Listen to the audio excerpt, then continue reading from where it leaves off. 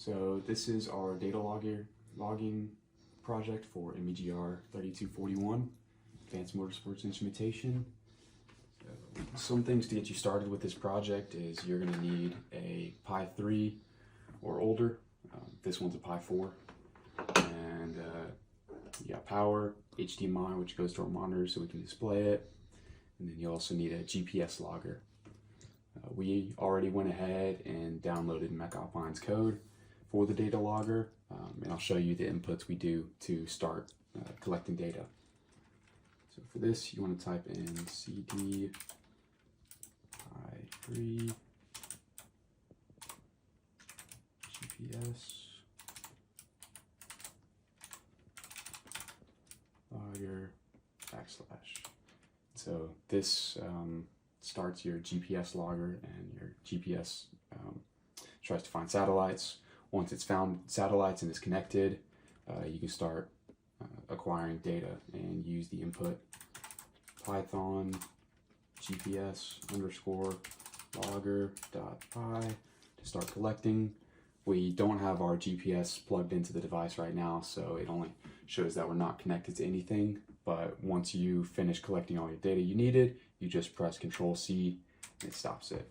This will send your data to your Pi 3 logger folder, and at the very bottom it'll have your most recent log here, and you can either add this to a Google Drive or flash drive, send it to your computer, and use McLaren Atlas, or in our case Excel, to analyze your data.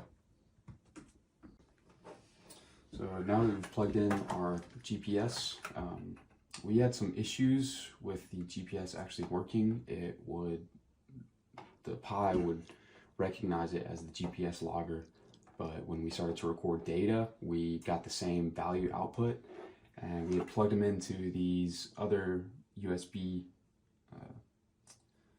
inputs, and we realized that it was one specific USB that we had to use, which is this top left USB, and that let us actually record data and get accurate results. So in your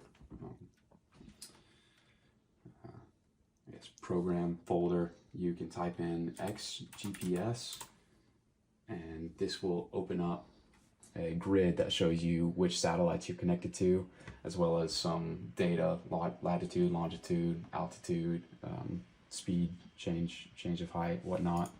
And then you can type in CGPS. Oh, maybe not. CGPS to look at what satellites you're also connected to. These are similar pages you can look at to make sure you're connected and your values are changing and nothing's going wrong on your Pi 3 logger. And once you've made sure everything's ready to go, you can just go ahead and start collecting data. Welcome to the MEGR 2342. Yes.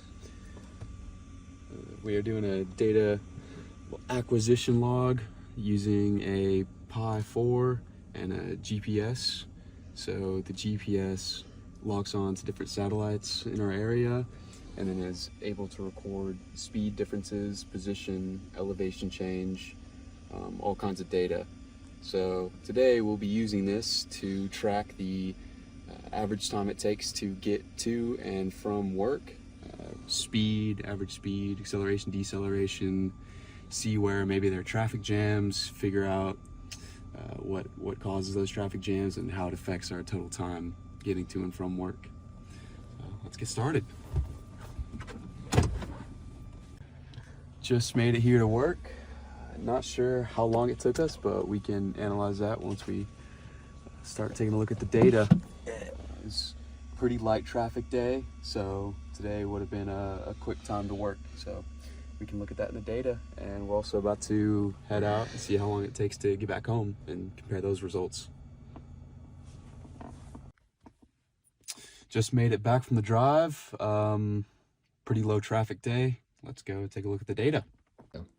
So now that we made it back home, we can go ahead and extract the data that our data logger acquired. And on the left side, you can see this is the data from the drive to work, and on the right over here is the drive home. So So some things that Excel pointed out to us were moments when we were going slow or just kind of keeping up an average pace. So around here, as we were making our way to 485, there are a few stop lights and stop signs we had to stop at. Those are those red areas. Same with over here. And the two graphs kind of mimic each other in those. So around the same places, we also had stops. And over here, you see we hit a red light here and here, and then taking a left towards work. You can see our average speed for the drive to work was 45.71 miles an hour, and it took us a total time of 24 minutes. And on the drive home, maybe less traffic or speeding a little bit more, our average speed was 51 miles an hour and our total time was 22 minutes. So on the drive home, it takes less time. So this is our drive to work. You see the same things. You got some slowed down points going up to 485. Once we got 485, it's smooth sailing. Take an exit, drive down, a few more stoplights, and made it to work. Now, so this is a video of our drive home mapped out, and just shows me hopping on 485 right here. There really wasn't much traffic on 485, no traffic jams or anything. And then we hop off down here in the Pineville area, and then go through roads to make it back home.